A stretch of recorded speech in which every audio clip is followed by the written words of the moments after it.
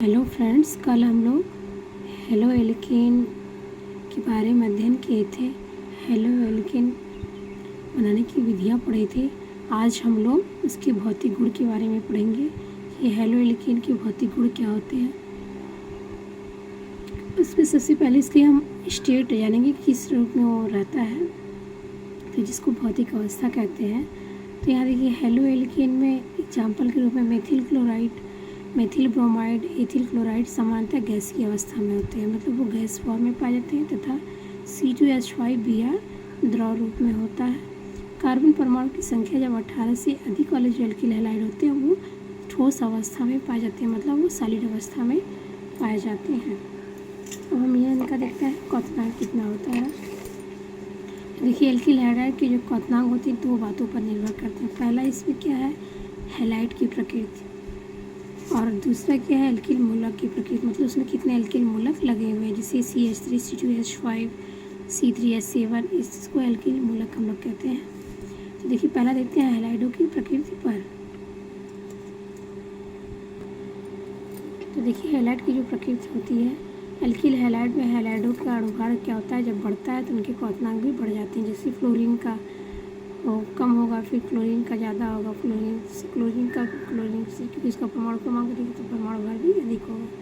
यहाँ देखिए सबसे अधिक क्वथनांक किसका होगा, जिसमें आयोडीन एल्किल ग्रुप में लगा होगा तो उसका सबसे अधिक क्वथनांक अधिक होगा। तो इस प्रकार से RF, RCl, RBr, RI का सबसे अधिक होगा, फिर RBr, फिर RCl और फिर RF। इस प्रकार से एल्किल मूलकों की हम प्रकृति पर देखते हैं कि एल्किल हैलाइडों में एल्किल मूलक का अणुभार बढ़ने पर उनके क्वथनांक का गुण बढ़ते हुए क्रम में निम्न प्रकार है।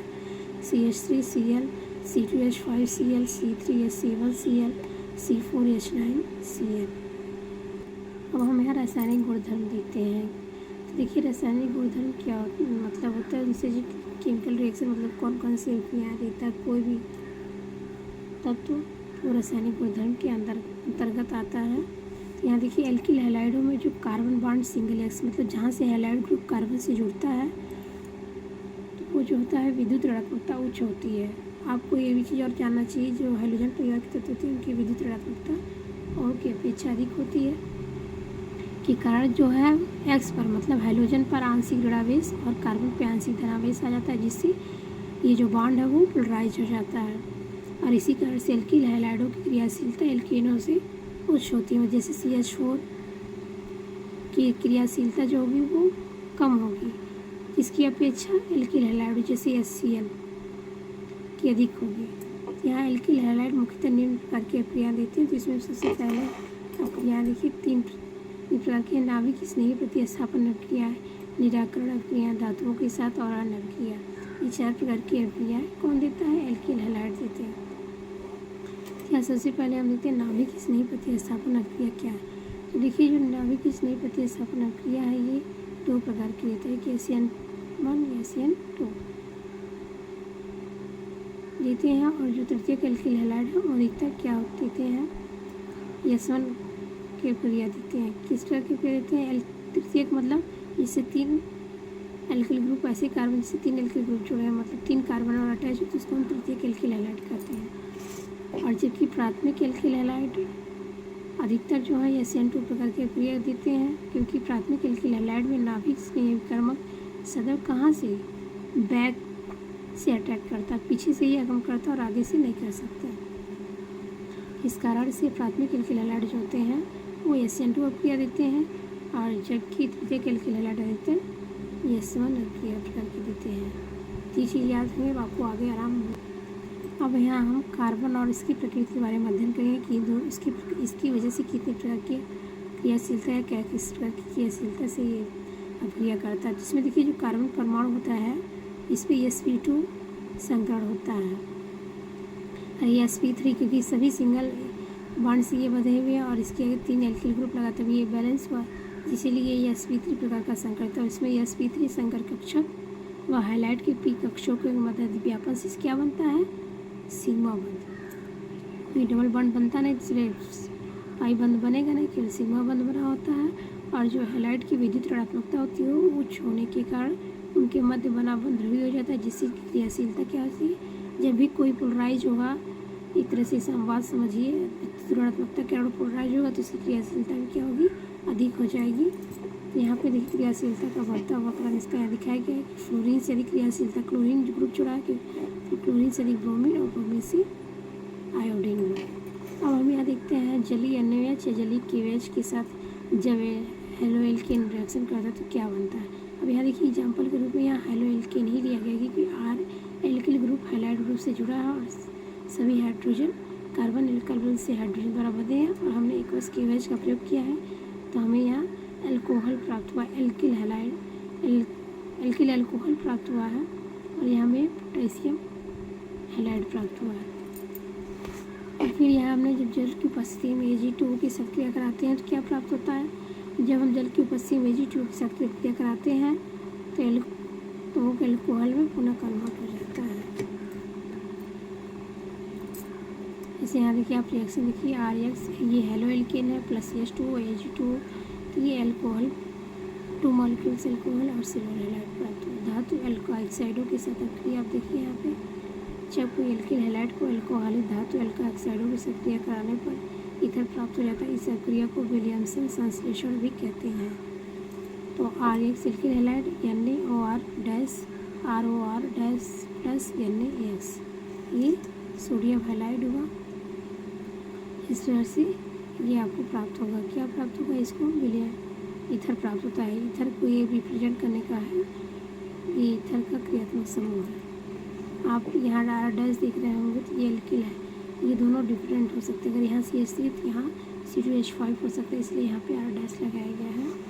फिर यहाँ देखिए एल्कोहलिक सोडियम साइनाइड की साथ अभिक्रिया, तो जब एल्कोहलिक सोडियम साइनाइड के साथ हेलोएल्केन अभिक्रिया करता है तो एल्किल साइनाइड, अगर यही या C इधर होता और यह इधर था मतलब NC, जिसे हम आइसोसाइनाइड बोलते हैं, एल्किल आइसोसाइनाइड। लेकिन यहाँ पे RCN है, इसे हम एल्किल साइनाइड कहेंगे। फिर AgCN के साथ जब अभिक्रिया कराते हैं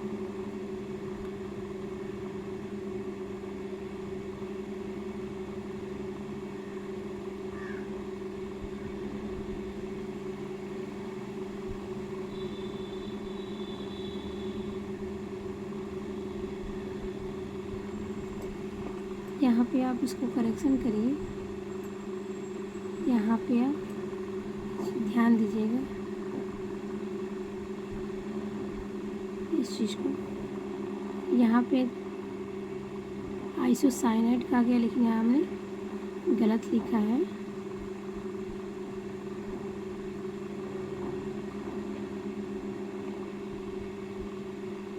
इस प्रकार से प्राप्त होगा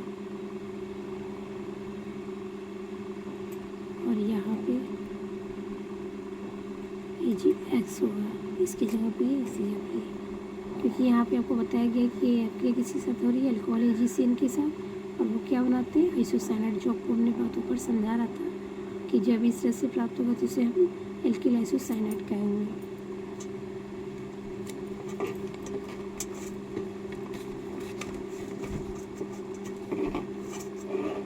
फिर यहाँ पे अगला देखिए एल्कोहलिक पोटेशियम हाइड्रोजन सल्फाइड की साथ अभिक्रिया, हेलोएल्केन किसके साथ क्रिया करेगा, एल्कोहलिक पोटेशियम हाइड्रोजन सल्फाइड के साथ क्रिया करेगा तो वो एथिल मरकैप्टन प्राप्त होता है, बना। तो इस प्रकार से देखिए एल्कोहलिक पोटेशियम हाइड्रोजन है तो यहाँ पे एथिल मरकैप्टन RACH बना लिया और पोटेशियम हैलाइड बनाया है। तो फिर हम यहाँ देखते हैं निराकरण अभिक्रिया क्या होती है। निराकरण अभिक्रिया देखिए उसे कहते हैं जैसे जब एथिल ब्रोमाइड को एल्कोहलिक के साथ हम क्रिया कराते हैं तो ये HBr का एक अणु क्या करता है, निकल करके एथिलीन में परिवर्तित, जिसको हम निराकरण मतलब उसमें से निकालिए आपका एक मॉलिक्यूल। जैसे यहाँ पे आप देख रहे हैं एथिल ब्रोमाइड है, इसको हम एल्कोहलिक KOH या एल्कोहलिक NaOH से क्रिया कराएं ये एथिलीन, मतलब इसमें से एक HBr निकल गया है तो यहाँ पे हमें एथिलीन प्राप्त हो और HBr निराकरण। अब हम धातुओं के साथ क्रिया देखते हैं कि धातु सबसे यहाँ मैग्नीशियम धातु के साथ हम क्रिया कराते हैं किसकी उपस्थिति में, सूक्ष्म ईथर की उपस्थिति में कराते हैं तो हमें ethyl magnesium halide, alkyl magnesium halide या इसी को हम ग्रेगनार रिएजेंट भी कहते हैं दूसरे शब्दों में। अभी हम लेड और सोडियम इस धातु के साथ क्रिया कराते हैं तो क्या प्राप्त होता है, तो यहाँ पे देखिए हमने एथिल ब्रोमाइड लिया और यहाँ लेड और यहाँ सोडियम के साथ क्रिया कराया तो टेट्रा एथिलेट में ये प्राप्त होगा और सोडियम ब्रोमाइड प्राप्त होगा। देखिए अब फ्रैक्लाइन अपक्रिया ये परीक्षा की दृष्टि से इम्पॉर्टेंट है।